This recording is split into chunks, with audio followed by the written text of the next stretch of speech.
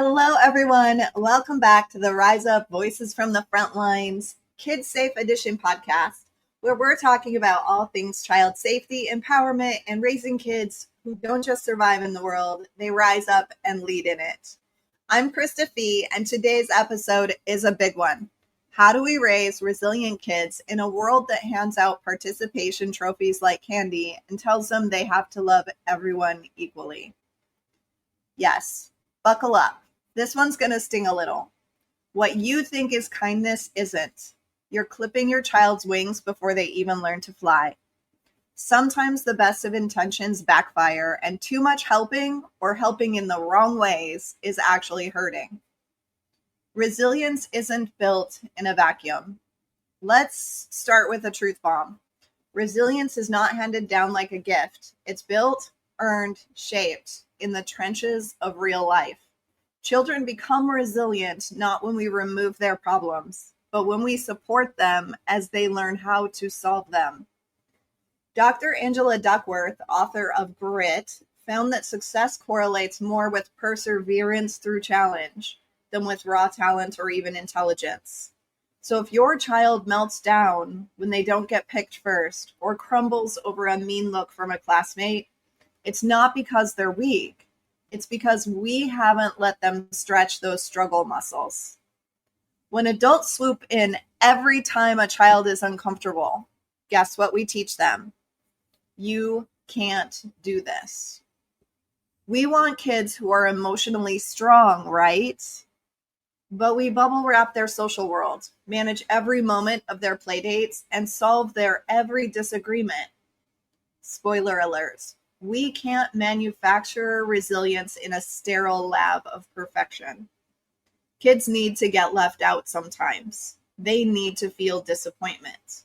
Not because we're mean, but because it gives them a safe place to learn how to handle the very real emotions that come with being human. The dark side of the participation trophy. So let's talk about this everyone is special, everyone wins ideology. It sounds sweet and harmless and kind and loving until it's not.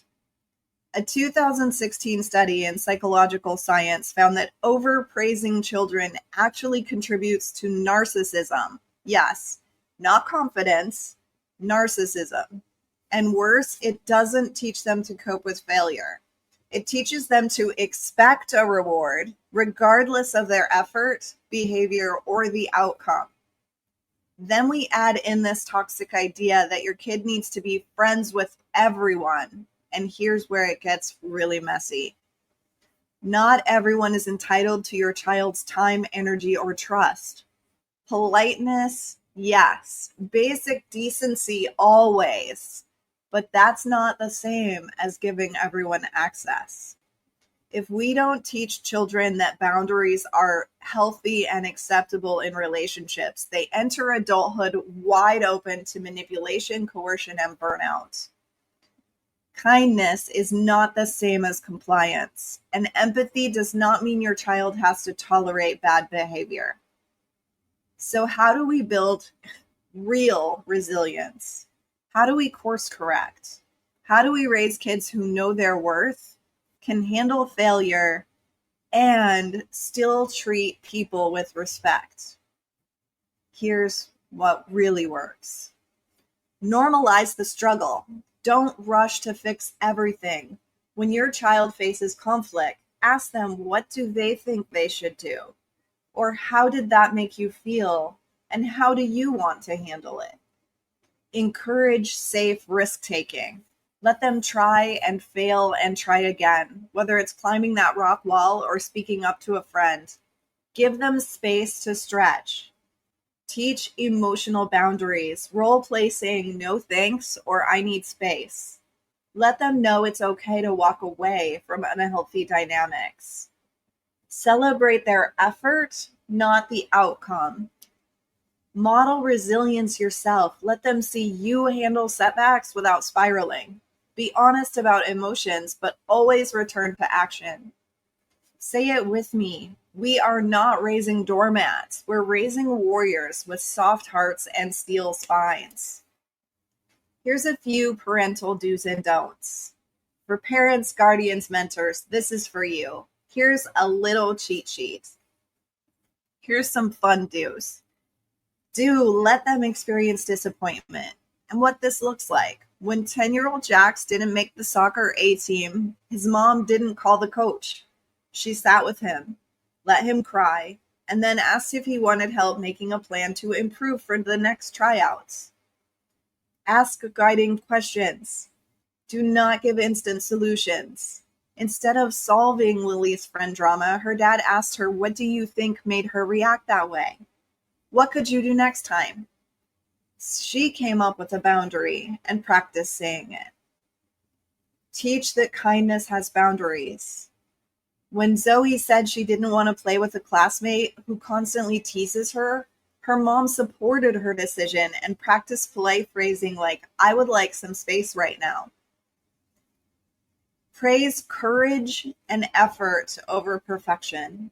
After failing a math test, Sam's guardian told him, "I saw how hard you studied. That persistence matters more than the score. What do you want to try differently next time?" When things go wrong, use real consequences, not exaggerated punishments.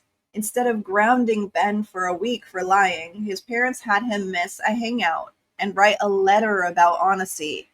It was firm, but teachable. Life is about learning. Here's a few don'ts.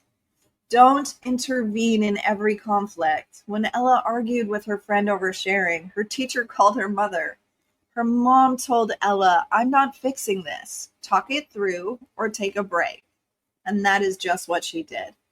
Don't force friendships or play dates for the sake of inclusion. Josh didn't want to invite a kid to his birthday who constantly bullied him. His dad respected that boundary instead of forcing him to include everyone. Don't say be nice, especially when you mean just tolerate bad behavior. When Mia said she didn't like how a friend was treating her, her aunt didn't say be nice. She said you don't have to put up with that kind of thing. Don't overpraise trivial things. When Liam tied his shoes, no parade followed. Just a simple nice job for handling that on your own. It keeps praise meaningful. Don't assume discomfort equals trauma. Growth is uncomfortable, and that is okay. After Ava didn't get the lead in the school play, her grandma gave her a big hug and said, "I'm sorry that hurts. What will you take from this and try next time?"